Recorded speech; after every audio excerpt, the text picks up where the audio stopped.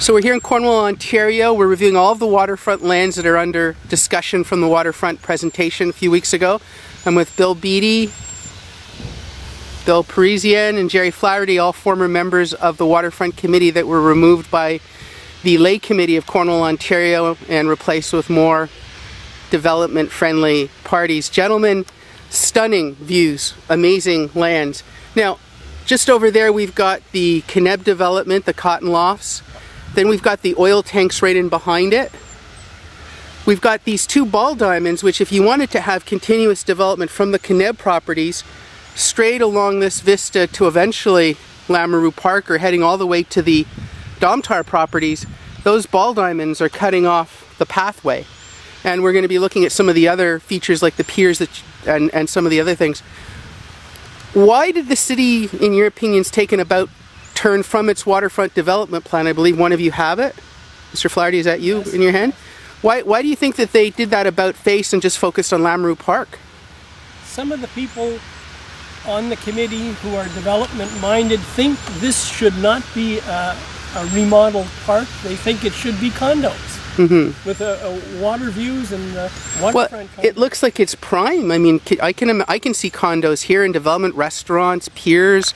All sorts of nightlife brought in and shopping and a whole downtown development here. City Council and the public have approved the redevelopment of this lookout point. It's approved into a better park, a more user-friendly park. A green space. Oh yeah, it's already a city park, but we're just going to remodel it to make it access easier. It has been a parkland for so many years, and historically.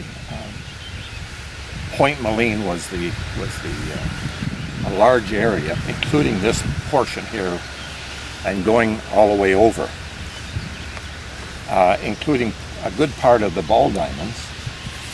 And you know, there were many things that happened here. That's very historic, because if you want to get back in history, it was Sir John Johnson that came up here with people at the founding of Cornwall, which is covered in this book. Okay, and he was met by Aboriginals, warriors and chiefs from St. Regis, and it stopped right there. They had to go back to a Governor General Haldeman, who was the Governor General at that time, and then you became he checked everything out, because the Aboriginals claimed that their right to this property was in the cellar of the St. Regis Church, and it burnt. So they didn't have factual proof, and Sir John decided to go to Haldeman back. He was disgusted a little bit, and they couldn't find anything. But as valid as all that history is, wouldn't it look good in a museum and having, you know, homes for all these poor people with all their bank accounts that want to come and retire in a place as pretty as this? Wouldn't this all be better served as a bunch of condos and townhouses? The moment you put condos here, you're preventing the general public from being up here, and you're changing parkland, green space, into Millionaire's Row. But isn't that progress? Doesn't that bring tax dollars into Cornwall? The thing is, too, excuse me, Bill, but the thing is, Jamie, is that in the waterfront plan, and again, we all understand, we understand what the waterfront plan is that this area that we call the tank farm area, where some people refer to where the oil tanks were, is that this area is the area specified in the waterfront plan for this type of development. And we maintain, and so did the city council, when they passed this resolution to, in other words, to make this, as Gerry explained, as a drive-in park for people that could come up and park their cars and actually sit here and watch the river go, and they'd be able to see the beauty of the St. Lawrence. But this area right over here is the area that is designed for residential use, and there's ample amount of land here. Even some people even have mentioned about a hotel.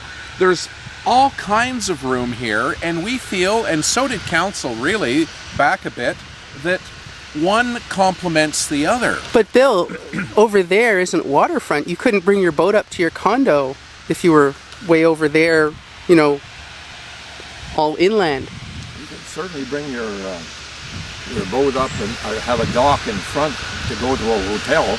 And we're always talking about a situation of being able to have a beer on the waterfront. Yeah. Well, we saw that plan that came out that was presented by Councillor Thibault to the Waterfront Committee before he would put himself on there as a lay committee person. How could you fit 2,000 waterfront condos in Cornwall if you don't take all this green land and develop it? Exactly. But it doesn't all have to be in this one immediate area. I mean, when we're talking, I guess we're talking about Lamoureux Park, of which this is part of Lamoureux Park. We're not going to go back and revisit that issue again. Those boundaries have been finally defined and everyone knows what they are. But I think really this is ludicrous. This area here, you can just imagine, Jamie, people could drive up through here and there'd be a series of different little parks, not little parks, but little parking areas for people to park their car, and they look at the view. I mean, the view here is spectacular. Playing devil's advocate, would that bring in as much revenue for the city of Cornwall, which seems pretty crash-strapped with all of its litigation and beating up on workers and extra fees that it has to spend? Doesn't the city need revenue? That's quite relevant. This land belongs to this park belongs to the people of Cornwall. Yeah, exactly. Yeah.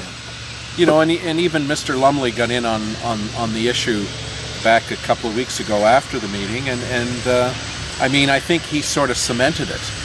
Do you think though that he's saying that after the process, after the people really spoke at that meeting, had the same validity that if he had come out before or actually came to the meeting? I don't really think it matters. I mean, and personally, I'm biased. I admit I am biased. I want to see Lamoureux Park remain as it is, as far as no condominiums, that type of thing. Again, in Lamoureux Park, but I want to see development in the other areas of the waterfront. Okay. Everything just doesn't have to be done within a block of Pitt Street.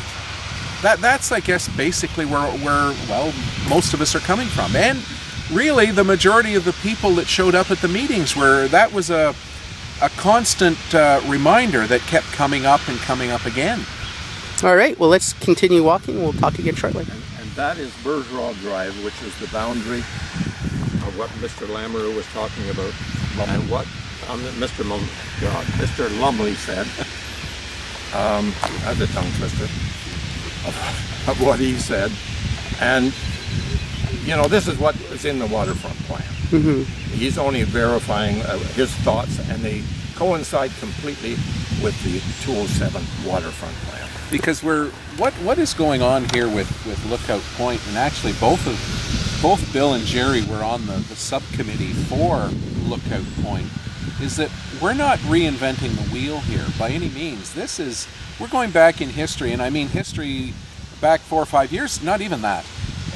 This was all passed by council, and at their very first meeting of this new committee, they gave it the big toss, you know, and Why do you think they did that? well, it sure appears that it sort of follows suit with where they are going. I mean, it's documented in minutes. Who are they though? Because it gets fuzzy, doesn't it? I'm saying the committee. I mean, the only thing that Jamie that oppose the condominiums in Lamoureux Park, I mean, the only thing that we can use are the minutes of those meetings.